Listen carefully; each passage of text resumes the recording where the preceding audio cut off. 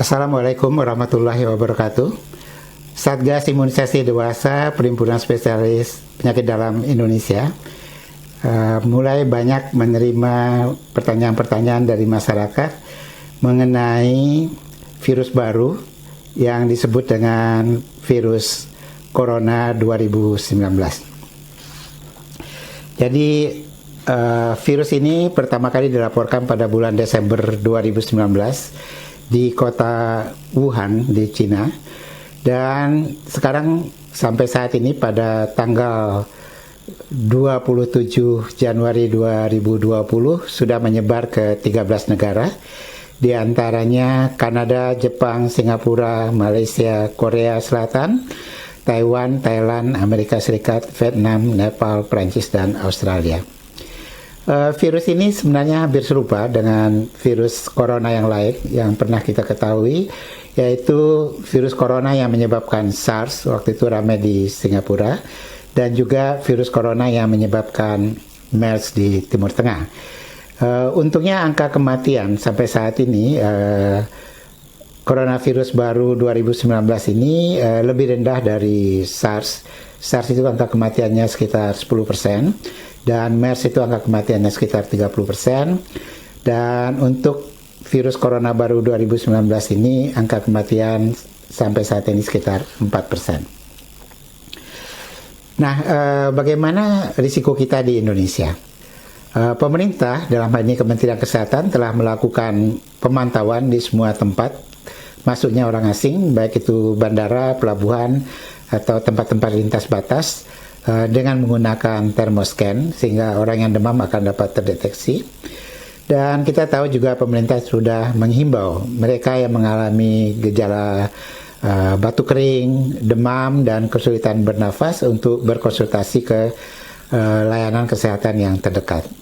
Bahkan pemerintah juga sudah menginformasikan cara-cara menghindari diri dari penularan, yang nanti kita akan ulang beberapa hal.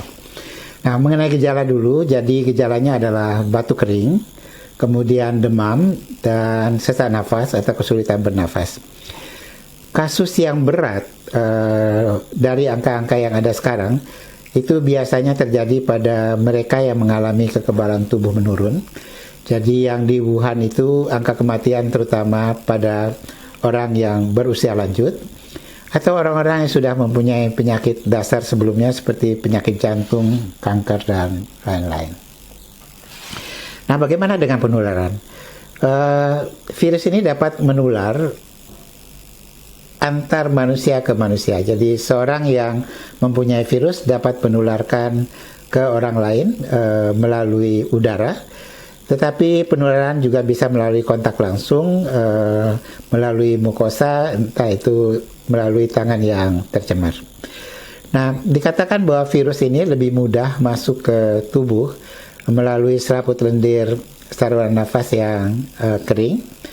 Tetapi sebenarnya virus ini sebenarnya mudah dimatikan dengan pemanasan 70 derajat Celcius dan juga menggunakan alkohol 70%, virus ini akan mati. Karena itu menggunakan masker dan sering cuci tangan merupakan salah satu upaya yang dianjurkan. Dan sudah tentu untuk menjaga kekebalan tubuh, kesehatan dengan makanan yang bergizi, tidur yang cukup, dan kebiasaan hidup sehat lainnya.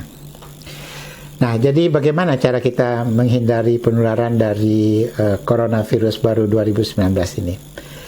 Mereka yang berencana untuk bepergian ke Cina untuk sementara barangkali bisa menunda dulu kalau tidak penting sekali.